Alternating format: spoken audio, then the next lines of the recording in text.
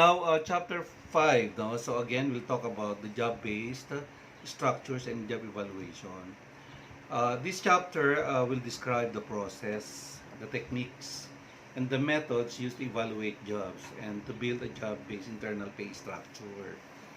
Now, the focus is on what to do to value in jobs and how to assess that value and how to translate it into a job-based structure there. No? So that is how, what's the purpose of it. And then the job evaluation is a process for determining the relative value of the job. Now, the concept and varying perspective of job evaluation is going to be discussed. And the role of the job evaluation is in determining the internal structure is described by focusing on the major decisions involved in the job evaluation process. And these decisions are the following. So number one is establish the purpose of evaluation. Then number two, decide whether to use single or multiple plans. And then three, choose among alternative methods. And then fourth, obtain involvement of relevant stakeholders. And then five, evaluate the usefulness of the results. Now, the most used methods of job evaluations are the following: ranking, classification, point method, and these three are going to be described along with their strengths and weaknesses as we go along. Now, the point method, the most commonly used method in the job evaluation, is discussed in deeply later. Six generic steps will be used to design a point method of job evaluation. And then the roles, responsibilities, and involvement of the key stakeholders are going to be highlighted also. Now, the outcome of the job analysis and the job description and the job evaluation process is a job structure, a hierarchy of work. And this hierarchy translates an organization's internal alignment policy into actual practice. Now, the relevance of job evaluation in a world where the nature of work is rapidly changing is going to be challenged. Now, over time, job evaluation has evolved into many different forms and methods. Now, consequently, what will happen? So, wide variations will exist in its use and how it's going to be used. And then numerous perceptions on both positive and negative on the role of job evaluation in the current global environment exist. So marami nangyayari, So, and then regardless, how job evaluation is designed. And its ultimate use is to help design and manage a work-related, business-focused, and agreed upon pay structure. Now, after this discussion, what is being expected? You will be able to discuss the relationship between internal alignment, job analysis, job evaluation, and job structure. You will also identify the major decisions involved in job evaluation.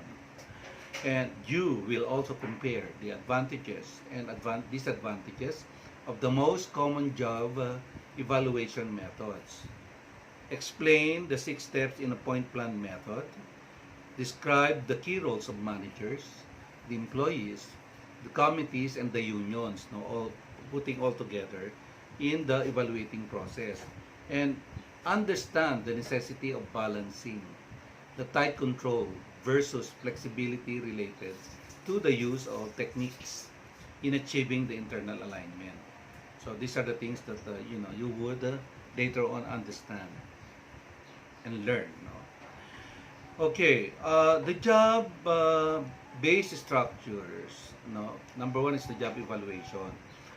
It is the process and techniques used to build a job based internal structure that is focused in this chapter. So number one is the job evaluation process for determining the relative value of jobs. Second is the issues include. What is the issue that is being included? So what to value in the jobs? and then how to assess that value, and how to translate it into a job-based structure. Now, how do we define job evaluation?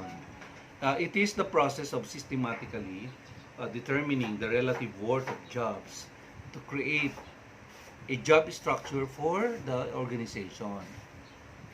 And then the evaluation is based on the combination of job content, skills required, value to organization, organizational culture, and the external market. And this potential to blend organizational forces and external market forces is both a strength and a challenge of job evaluation. Now, defining job evaluation. So, in terms of content, value, and external market links. Now, what is content and value?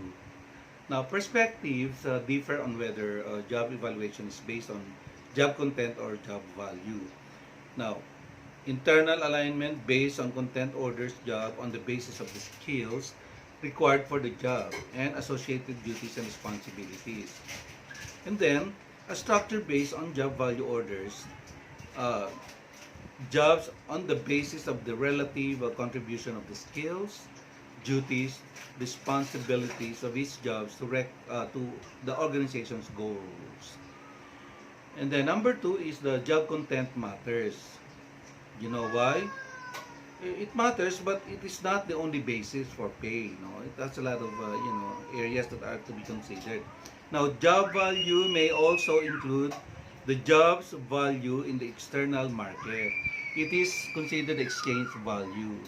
Now, in addition, the value added by the same work may be more or less in one organization than in another.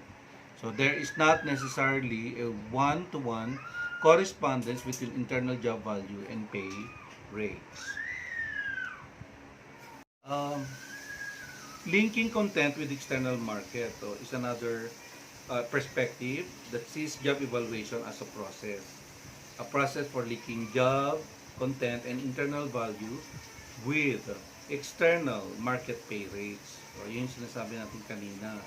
A very good example. Now, for example, if higher skill levels or willingness to work closely with customers commands higher wages in the labor market, then skills level and nature of customer contacts become useful criteria for establishing differences amongst different jobs.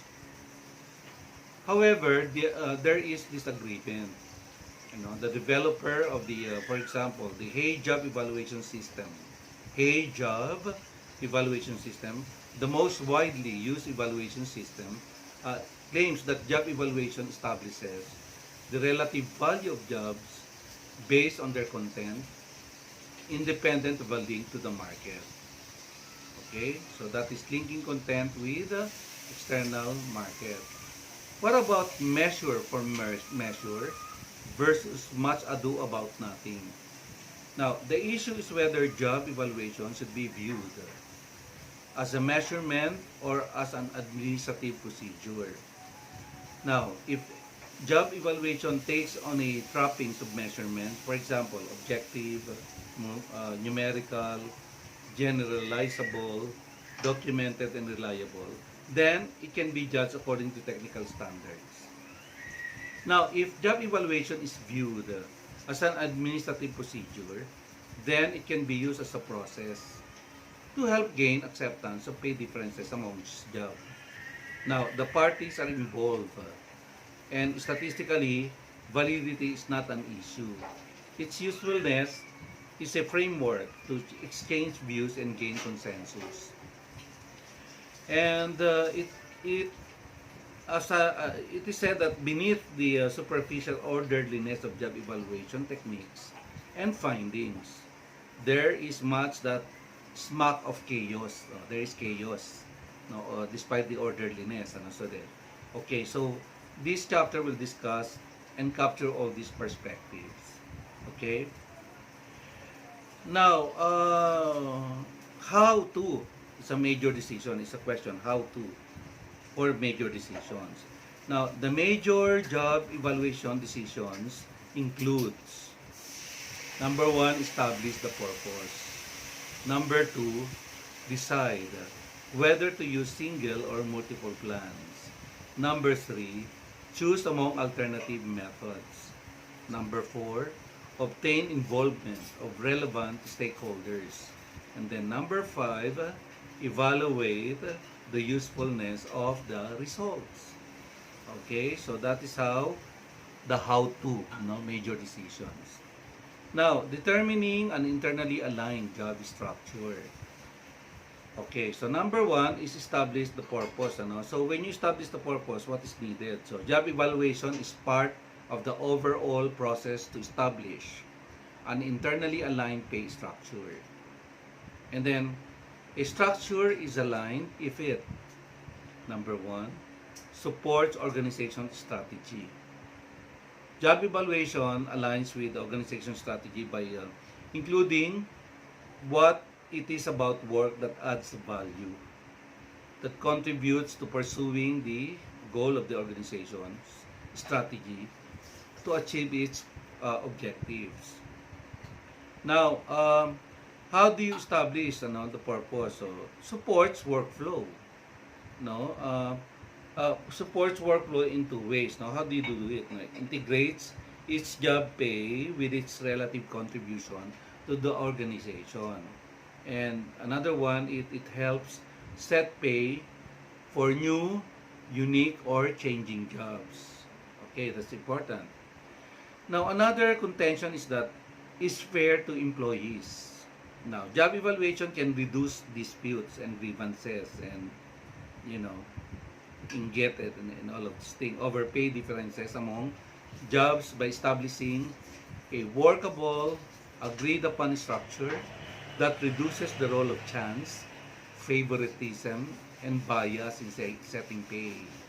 So that is important, no? And then motivates behavior towards organization objectives. So how? Job evaluation calls out to employees what it is about their work that the organization values, what support the organization strategy and its success. It also helps employees adapt to organization's changes. No? Changes by improving their understanding of what is valued in their new assignment and why that value may have changed. Okay? And next is establishing the job evaluation's purpose can help ensure that the evaluation actually is a useful systematic process. Now we go to the distinction between single versus multiple plans. So how do we understand it? Now, employers rarely evaluate all jobs in the organization at one time. And then number two, many employers use several different plans. And thus, different job evaluation methods are used for different types of work because the work content is deemed to be diverse, to be usefully evaluated by one evaluation job method. Now, another one is the most commonly used plans that have been successfully applied across a wide breadth and depth of work include the Hay Plan. Hay Plan covered, and the position analysis questionnaire. So, as we go along the chapter, you're going to be, discussing it. So, the Hay Plan and the position analysis questionnaire, PAQ. And then another one is the benchmark jobs a sample. So to be a sample na benchmark jobs to ensure all relevant aspect of work are included in organization may select a sample of benchmark key jobs. A benchmark job has the following characteristics. So how do we distinguish it? The benchmark job contents are well known and relatively stable over time. And then the job is common across a number of different employers. And it is not unique to a particular employer. A sizable proportion of the workforce is employed in this job. So that is a benchmark key jobs. Now, a representative sample of benchmark job will include the entire domain of work being evaluated. For example, administration, manufacturing, technical, etc., and capture the diversity of work within that domain. Now, diversity in the work can be thought in terms of depth vertically, and breadth horizontally. So there are depth vertically and breadth horizontally, compared. Okay, how do we articulate that? No, so the depth of work in most organizations probably ranges from strategic leadership jobs to the filing and mail distribution tasks in entry-level office jobs. Horizontally, however, is the breadth of work depends on the nature of business. Relatively similar work can be found in specialty consulting firm. So, different research. Yes, things like that. Now, selecting a benchmark job from each level ensures coverage of the entire work domain. And it will help to ensure accuracy of the decisions based on the job evaluation. Now, the number of job evaluation plans hinges on how detailed an evaluation is required to make pay decisions and how much it will cost.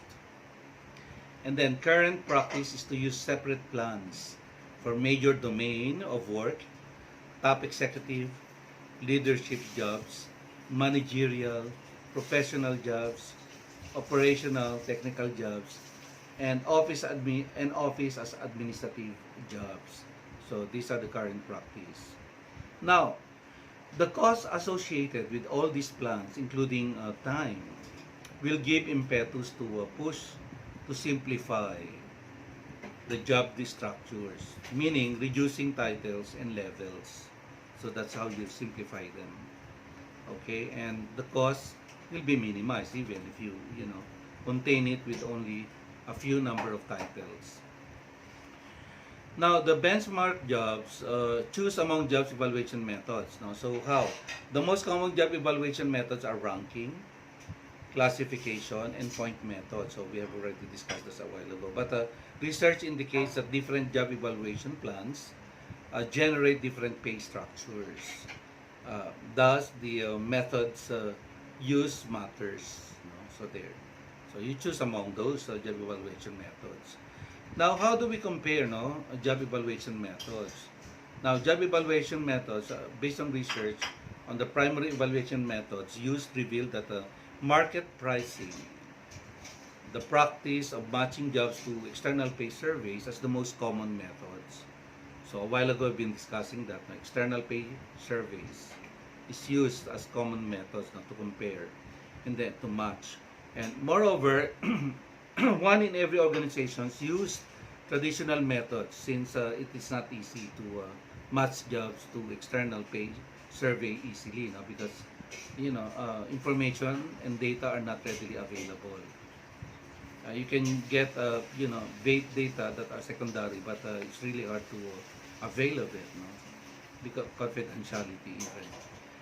And then the primary method of job evaluation is number one. We discussed further about ranking. Now, what happens during ranking? This method involves ordering the jobs from highest to lowest, and then based on a global definition of relative value or contribution to the organization's success. What is the advantages? So, number one, ranking is simple, fast, easy to understand and explain to employees, and is the least expensive method, at least initially. Okay? What is the drawback? So there's negative, not the negative setbacks. The drawback is that it does not explain to employees what it is about their job that is important. And then another one is the criteria. The criteria on which jobs are ranked are usually poorly designed, that the evaluations become subjective opinions or are impossible to justify in strategic and work-related terms. Another drawback is that evaluators must be knowledgeable about every single job under study. And some organizations try to overcome this difficulty by ranking jobs within single departments and then merging the results. Now it becomes an unwieldy process beyond a few jobs. No? So biases comes along. And results are often difficult to defend. Costly solutions may be required to overcome problems even. Now, okay, so these are the drawbacks. Now, two approaches to ranking. So how do we do that? Number one is alternation ranking. So what happens there? So alternation rankings orders job descriptions alternately at each extreme. It is an agreement is reached among evaluators on which jobs are the most and least valuable. Then the next most and least valued, and so on and so forth until all jobs have been ordered. So that is how alternation ranking is all about. Now next is the paired comparison approach to ranking. Paired comparison uses a matrix. So the matrix will compare all possible pair of jobs. And then when all the comparisons have been completed, it is mostly judged now more valuable because it becomes the highest ranked job and so on and so forth.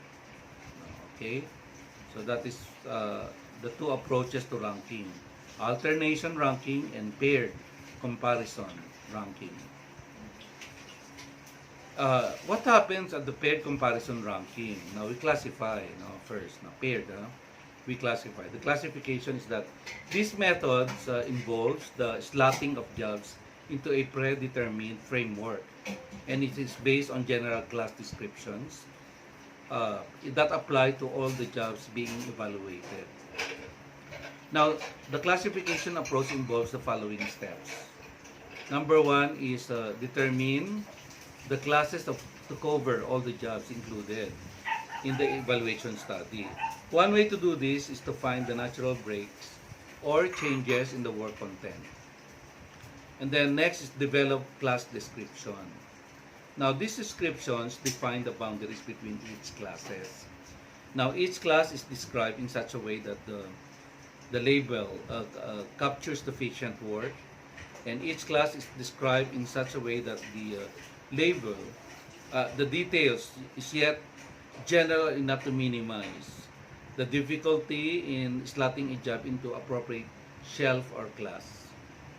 And then next is under the developed class description is that the classes may be further described by including titles of benchmark job that fall into each class. Okay.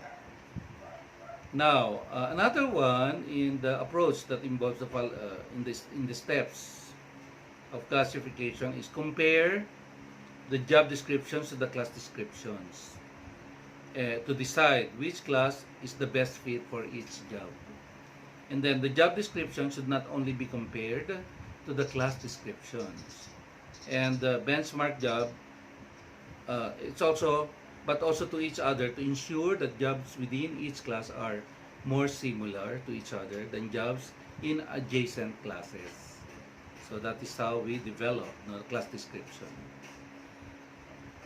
Okay, for example, the classification for engineering work. It is used by some companies like Clark Consulting. Now, the outcome is a job structure composed of a series of classes with several jobs in each class. Now, in the engineering work, the jobs in each class are considered to be equal or similar work and will be paid accordingly and equally. Now, jobs in different classes should be dissimilar and may have different pay rates. So, this is how we classify it. Now, in the point method, the point method plans are the most commonly used job evaluation method, specifically used in the Americas, in the US, and parts of Europe. And they differ from other methods by making explicit the criteria for evaluating job or rather known as compensable factors. Now, the point has three common characteristics. What are these? So, number one, compensable factors. And then number 2 is the factor degrees numerically scaled. And then number 3, it weighs reflect the relative importance of each factor. Each job's relative value is determined by the total points assigned into it. Now, the compensable factors are based on the strategic direction of the business and how the work contributes to these objectives and strategy. Now, the factors are scaled to reflect the degree to which they are present in each job and weigh to reflect their overall importance to organization. Now, points are then attached to each factor weight, and the total points of each job determine its position in the job structure. Now, uh, we now discuss the 6 steps in the design of a point plan. The point plan, 6 steps. So, letter A is conduct job analysis. That's one of the steps. Conduct job analysis. So, what happens there? This method begins with the job analysis. So, after determining an analysis, and then typically benchmark jobs are selected for analysis. And then the content of these jobs is the basis for defining, scaling, and weighing the compensable factors. So that is how we conduct job analysis. And then letter B is determine compensable factors. No? So what do we mean by it? No? These factors reflect how work adds value to the organization, and they flow from the work itself and the strategy direction of the business. So that is how we determine compensable factors. Now we define what is the compensable factors. These characteristics in the work that the organization values that will help it pursue the strategy and achieve the objectives of the organization. So that is compensable factors. Now, for example, if decision making is chosen as a compensable factor, the relative value of the decisions would depend on the risk, their complexity, and their impact to the company. So these are the things to consider. So therefore, jobs that require riskier decisions with greater impact have a higher relative worth than jobs that require fewer decisions and less consequences.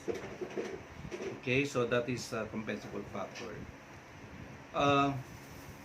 Incompensable factor, based on decision, so what is based on definition, so the decision making are going to be considered. To be useful, these factors should be based on the strategy and values of the organization.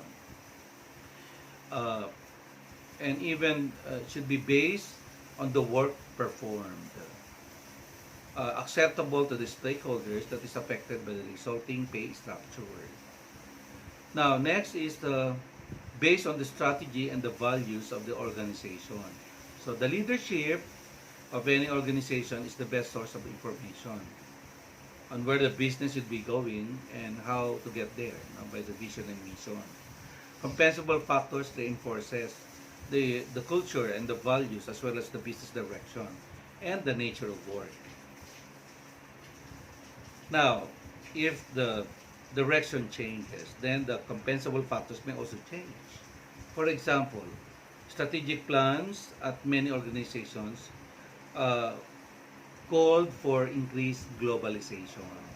So you have to, strategize adapting to globalization.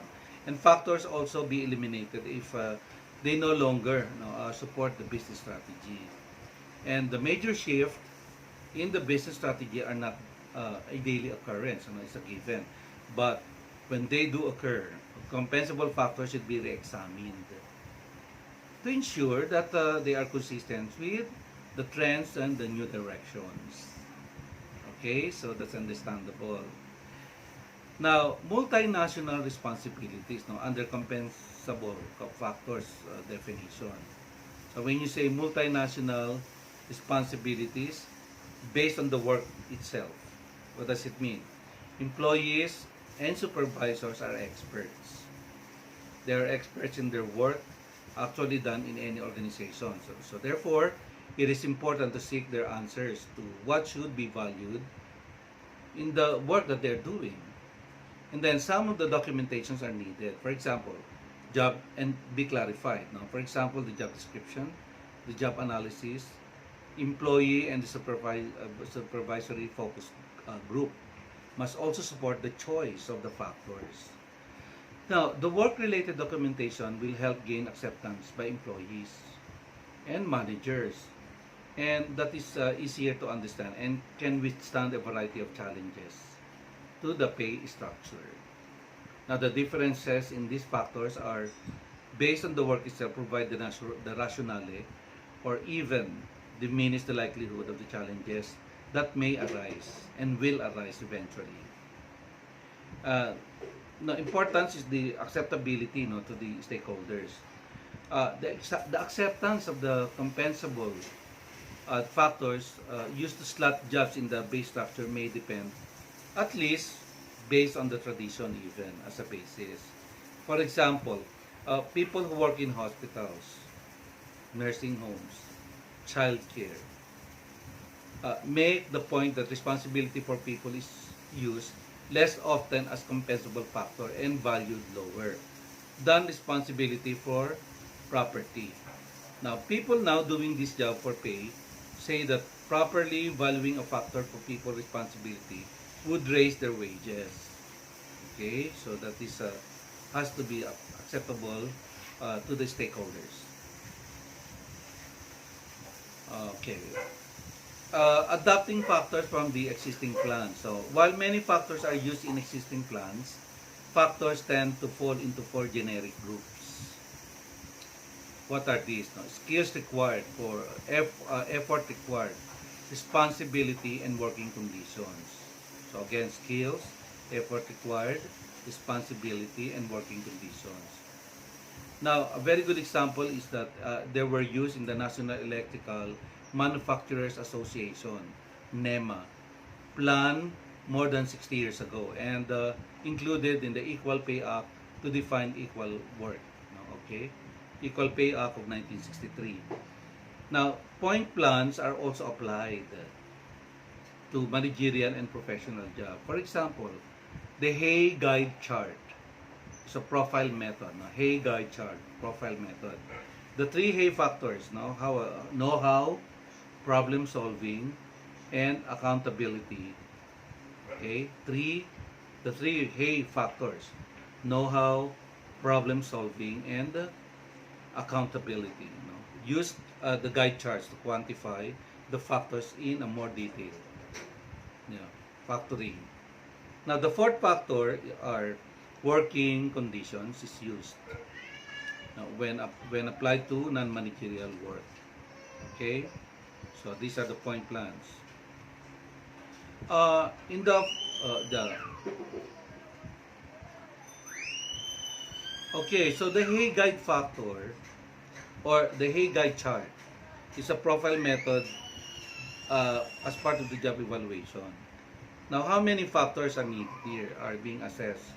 Number one is illusion of validity. So some factors may overlap or are highly correlated.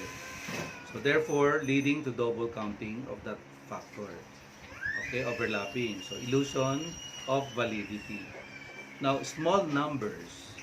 The tendency to use a factor that is characteristic of a particular benchmark job and apply to it all jobs. Accepted and doing the job using a 21-factor plan in place of a 7-factor plan or 3-factor plan because it works. Now, scale the factors. How do we scale it? Scales reflecting the different degrees within each factor are developed. And most factor scales consist of 4 up to 8 degrees. Now, a factor scale should include enough degrees to adequately distinguish differences amongst the jobs, but not so many so that it is difficult to determine which degree is appropriate to a given job or for a given job. Now, a major issue in determining degrees is whether to make each degree equidistant from the adjacent degrees. We call it interval scaling.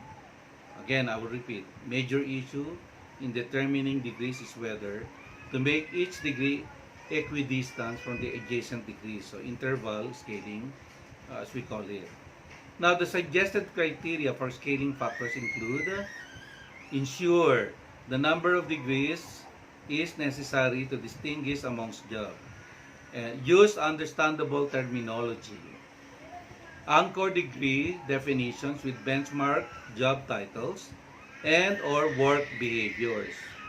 Make it apparent how the degree applies to the job. Okay, so these are the things that are needed for to scale the factors. Now, National Metal Trades Association, yeah, it's a very good example. Weigh the factors according to importance. Factor weights reflect the relative importance of each factor to overall value of the job and the organization. Excuse me. Weight are determined through advisory committee that allocate 100% of the value among the factors. Use the statistical approach involves a committee selecting a criterion pay structure. Excuse me.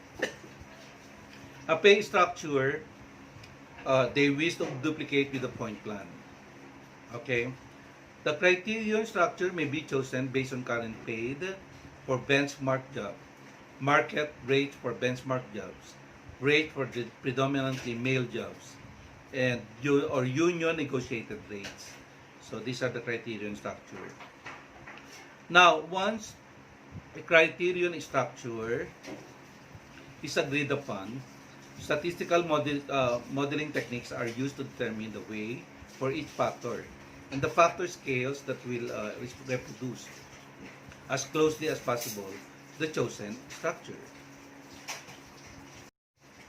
Now, to continue, to differentiate it from the committee a priori judgment approach, the statistical approach is often labeled policy capturing. Okay. Now, next is communicate the plan and train users. How do we do that? Now, for you to be able to understand one another, so this is important. A manual is prepared so that others can use the plan. Next, the manual describes the method, and it will define the compensable factors, and it will provide enough information to permit users in distinguishing varying degrees of each factor. Now, users will require training on how to apply the information related to how the plan fits the organization's total pay system. And then an appeal process may also be included so that employees who feel that they were treated unfairly and unfairly evaluated have some resolution in their plea. So come up with a process appeal process rather. Come up with committee to hear their plea of when they felt something that they don't not agree upon. And then employee acceptance of the process is very crucial. And one approach is to communicate to all employees whose jobs are part of the process. And that is used to build the structure and is required through informational meetings. How websites or other methods that are being communicated well. Now, application to non-benchmark job. So, the plan is applied to remaining jobs. Finally, after the announcement, after determining. Now, people not involved in the design process, but who have received training can be involved at this stage, applying to the non-benchmark jobs. Now, once the plan is developed and accepted by all the stakeholders, it is increasingly being used as a tool by managers and the HR specialists in evaluating new positions or re-evaluating the existing jobs whose job content has drastically changed or differs, and also for the panels addressing the appeals of the employees being affected. Okay, that is applying to non-benchmark job. Now, develop online software support is important also. Right now, specifically, in the information technology period, in generation. Now, the online evaluation becomes part of the total compensation service center for managers, for the use of the managers and the HR generalists, most specifically in huge and large organization. Okay, so even the Americas, no, the U.S. State Department uses the Link Evaluate system, the systems rather. No? So it's an app wherein, you continue to communicate with them and evaluate. Now, who should be involved? No, now a single perspective exists on the value of active participation in the process of internal structure design. But just as no single management perspective exists, however, some of the suggested guidelines may include the following. Managers and employees with stake in the results should be involved in the process of designing the job evaluation program. And then a common approach is used, no, to committees that include representatives from the all operation functions, no, operating functions, including the non-managerial employees, okay, staff, no, common staff even. And then organizations with unions, which is many right now, especially in huge companies, and is legal, no, and part of the rights of the workers. Often find that including union representatives helps gain acceptance of the results. They should be consulted and part of the CBA, the bargaining agreement. Now, research shows that compensation professionals, especially the analysts, especially the managers, supervisors, are primarily responsible for job evaluation in most companies and most jobs. Okay.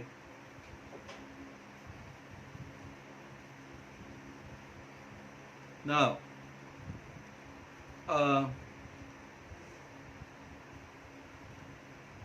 who typically conducts the job evaluation? Okay, the design process matters. Now, research suggests that attending to the fairness of the design process and the approach chosen, rather than focusing solely on results, which is included in the internal pay structure. And it is likely to achieve employee management commitment, develop trust and acceptance of the results. Now, the design process will also needed in an additional research to ascertain whether the payoff from increased participation offset potential costs, meaning time involved to reach consensus, or the potential problem caused by the disrupting current perceptions. Now, appeals and review procedures. So, how does it goes? Okay. No plan anticipates all situations. Meaning, it is possible some jobs will be incorrectly evaluated according to the perspectives of the parties involved. So, therefore, an appeal or review procedure is required for handling such cases and for ensuring procedural fairness. And then an approval from the higher managerial levels will help ensure that any changes from the results evaluating work are consistent with the organization's operations and visions, mission, and directions. Now we go over with I know I speak for all of us when I say I speak for all of us. It's a very good quote. And based on that, a study found that more powerful departments were more successful in using the appeals process to get jobs paid more or classified than were weaker departments. Similar is the case with a powerful member in the job evaluation committee. Now, what happens? So consequently, procedures should be judged for their susceptibility to political influences.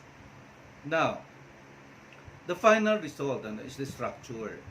The final result of the job analysis is the job analysis, job description, job evaluation process is a structure, a hierarchy of work that translates the employer's internal alignment policy into practice. So therefore, organizations commonly have multiple structures that is derived through multiple approaches and apply to different functional groups or units. For example, the managerial group, no? So, oh my, well, managerial group. Wait. Okay, so again, organizations commonly have multiple structures derived through multiple approaches, applying to different functional group or units, managerial group, technical group, manufacturing group, and administrative group. Now, the underlying premise class to this practice is that internal alignment is most influential by fair and equitable treatment of employees doing similar job or work in the same skill or knowledge group. Okay? So, resulting internal structures, no? Job, skill, and competency base. Now, in all of this, no, there's a certain thing as a balancing chaos and control. How do we address that, no? Chaos and control. So sometimes there are a lot of things that happens that would create, intrigues, chaos, and yeah, uh, uncontrollable conditions. Now, in a job evaluation with its specified procedures and documented results, provides work-related and business-related order and logic. So, over time, complex procedures and bureaucracy can cause users to lose sight of the overall objective and then focusing instead on carefully prescribed activities. However, the world of work is changing due to increased competitive pressures and the pressure to reduce cost. That's part of the cycle. Now, the challenge is to ensure that a job evaluation plan can afford flexibility, to adapt to changing conditions and trends. Now, some balance between chaos and control is being required. So, what is the requirement for? No? So, when flexibility without guidelines exist, chaotic and irrational pay rates uh, uh, frequently results. And then, while removing bureaucracy is important, the balanced guidelines are necessary to ensure that the employees are treated fairly and the pay decision assist the organization in achieving its objectives. So there. Uh, so that is how we tackle and yeah we delighted, no, by the chapter discussion on chapter 5. That is how the job-based instruction and job evaluation uh, for us as an objective to be able to know the relationship between the internal alignment between all of these things and the job analysis, evaluation, and structure. So class, I have already yeah, imparted, no, part of the learnings of the chapter 5. So I hope I have imparted a very good yeah, lessons to you this morning, and thank you for listening.